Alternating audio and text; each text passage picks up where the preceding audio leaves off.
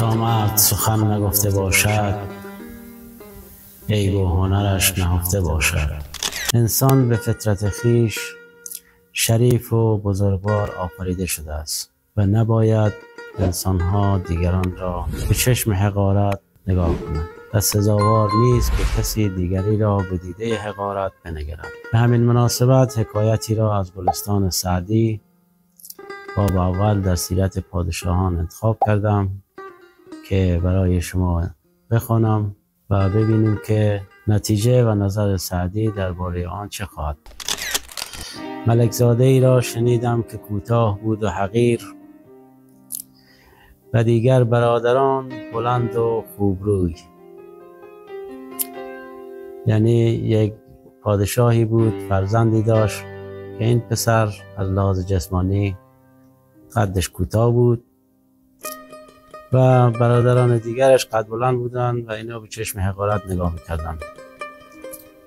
نه تنها برادران بلکه پدر نیز به چشم حقارت به این پسر نگاه میکرد. باری پدر به کراهت و استحقار در او نظر میکرد. پسر به فراست استبصار به جای آورد.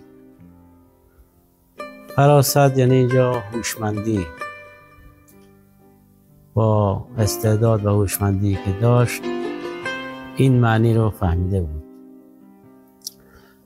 و گفت ای پدر کوتاه خردمند به که نادان بلند.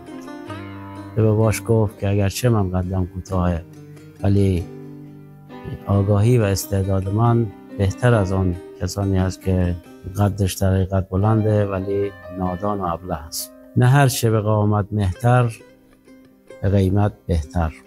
منظورش اینه که اینطور نیست که هر کسی قدش بلند باشه قیمت و ارزش منزلتش بیشتره.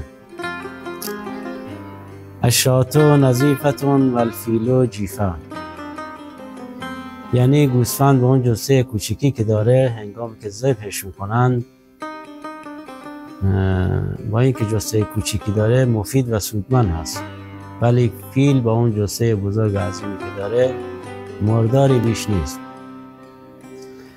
اقل جبال الارض طور و انه لاعظم عند الله قدرا و منزلا. کوه طور با اون پستی که داره در نظر خدا بلندترین کوه ها محسوب میشه از لحاظ قدر و منزلت، چون میدونه که کوه طور جایی بود که حضرت موسی در آنجا وحی بهش نازل شد و خدا باهاش سخن گفت. به همین مناسبت به حضرت موسی میگن کلیم الله. آن شنیدی که لاغری دانا گفت باری به ابلهی فربه. میگه این حکایت و این روایت رو شنیدی که یک دانا و دانشمند لاغری بود، یک نادان فربه و چاقی اینجوری گفت اسب تازی وگر ضعیف بود همچنان از طویله خر به. اسب تازی منظور اسب عرب. گفته اگرچه این اسب لاغر اندام هست و چیز از یک طویله خر ارزش بیشتره. پدر بخندید و ارکان دولت پسندیدند. پادشاه خندش گرفت و وزیران پسندیدن این مطلب رو و برادران به جان برنجیدند. یعنی برادران ناراحت شدند و غضبناک. تا مرد سخن نگفته باشد عیب و هنرش نهفته باشد. تا آدمی کلامی رو بر زبان نیاورده عیب کلامش یا عیب خودش مشخص نیست. به محض اینکه صحبت و سخنی را بگوید عیبی که در درونش نهفته باشد مشخص می شود.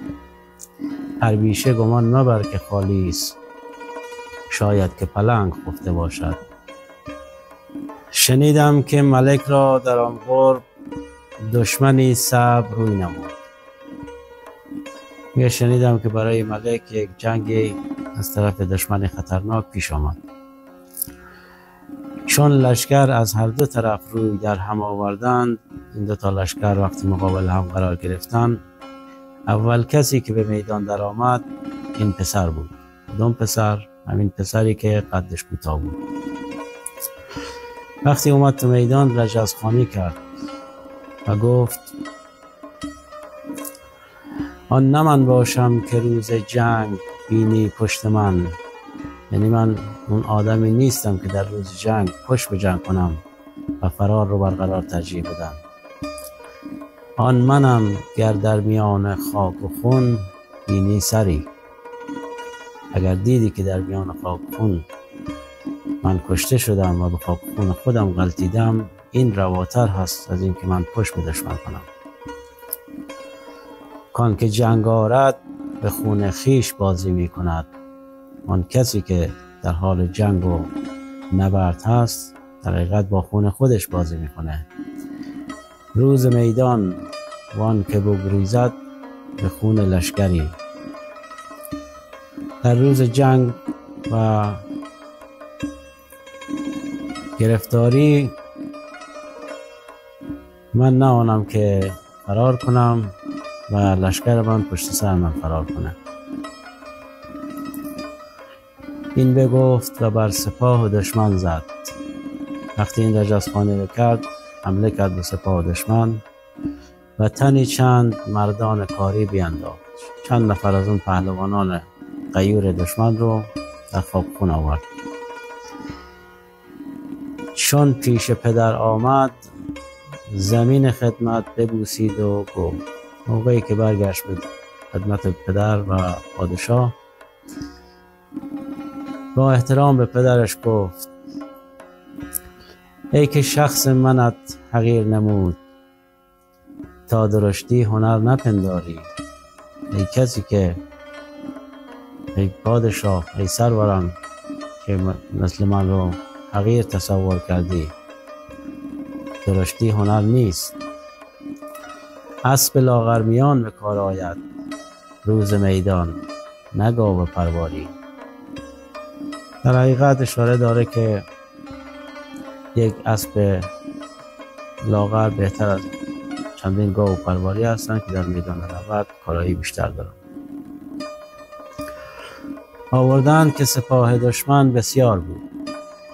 سپاه دشمن بسیار بود یعنی تعداد نفرات دشمن زیاد بودند و اینان اندک و سپاه این ملک زاده کم بود. جماعتی آهنگ گریز کردند.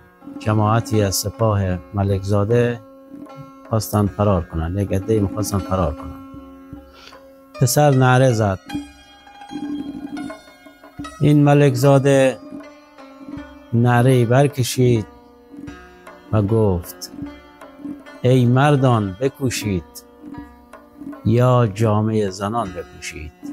در حقیقت اینا رو تحریک کرد و به اینا گفت یا باید همت کنین یا باید لباس زنانه بپوشید، چون مردان از میدان جنگ فرار نمی کنند.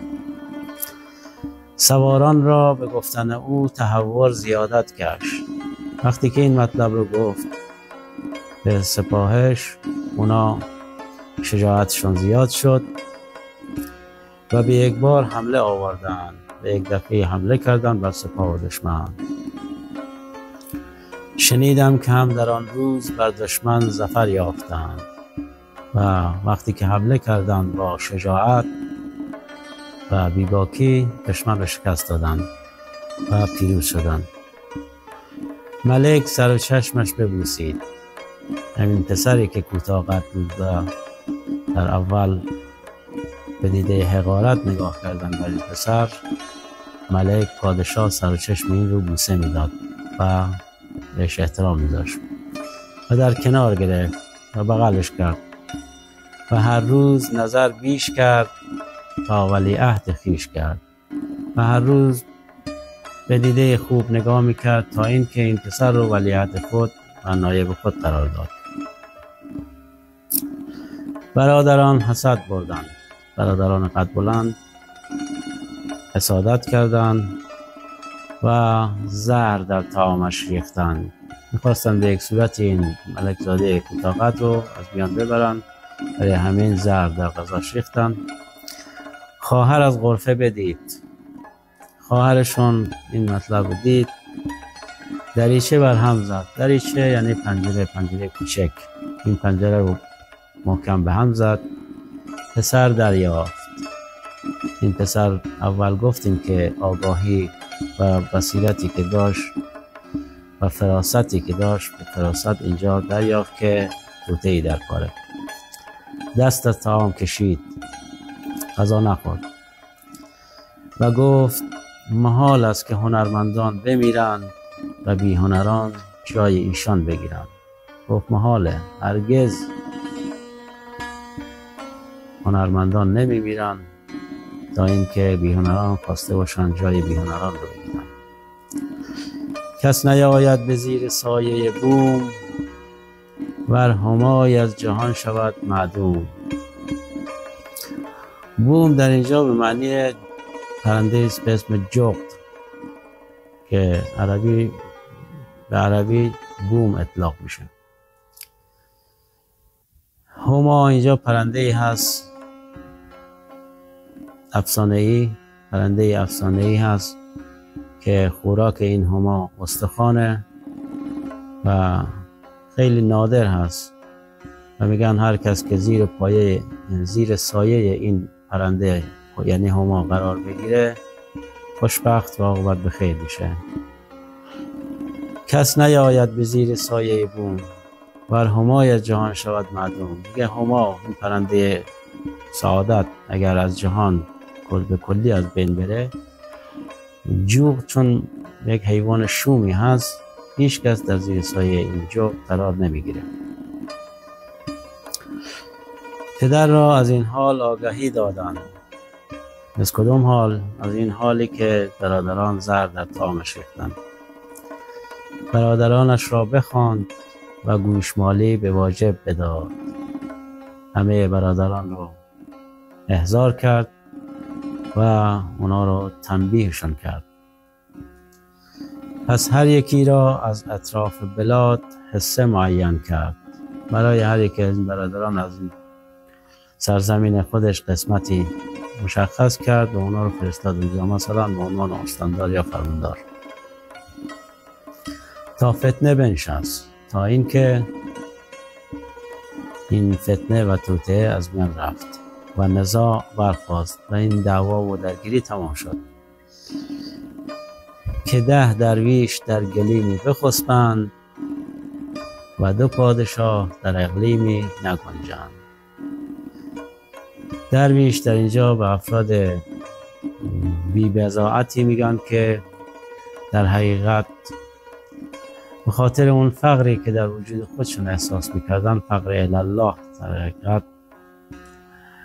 از راه مداحی و خواندن و مطالب و در مدح اولیای دین در حقیقت به نوع گدایی میکردن و از این طریق ارتزاق میکردن.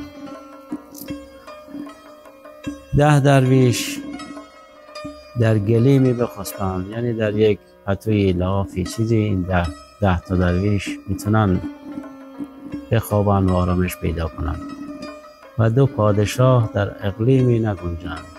در یک مملکت 2 تا پادشاه با هم دیگه کنار نمیان، نمیتونن کنار بیان. نیمنانی گر خورد مرد خدا، بذل درویشان کند نیم دیگر. اگر نصفی از نان رو یک مرد خدا یا یکی از اولیاء دین بخورند، در اندیشه این هستند که نصف دیگر اون را انفاق کنند و به دیگران بدن. ملک اقلیمی بگیرد پادشاه، همچنان در بند اقلیمی دیگر. اگر پادشاه یک مملکتی را بگیره، در اندیشه این هست که یک ملک دیگر یک مملکت دیگر رو بگیره و به این مملکتش اضافه کنه و تمام. نظر سعدی در این حکایت هست که نباید به زیر دستان به چشم حقارت نگاه کنیم، که همه بندگان خداییم و گوهر انسانیت یکسان است. پیغمبر خدا صلی الله علیه و آله و سلم در همین رابطه می‌فرماید الناس سواسیتون کسنان المشت، یعنی مردم در ارزش و گوهر انسانی برابرند همچون دندانه های شانه و بزرگی فقط به تقوا و پرهیزگاری در مسئله خدای باری تعالی می باشد. در این حکایت متوجه شدیم که زرنگی به افراد به داشتن قد بلند و یا ویژگی های خاصی نیست، چه بسا افرادی با قد کوتاه توانایی ها و ویژگی های خاصی میتونن داشته باشن. ممنون از اینکه تا اینجای ویدیو با ما همراه بودین.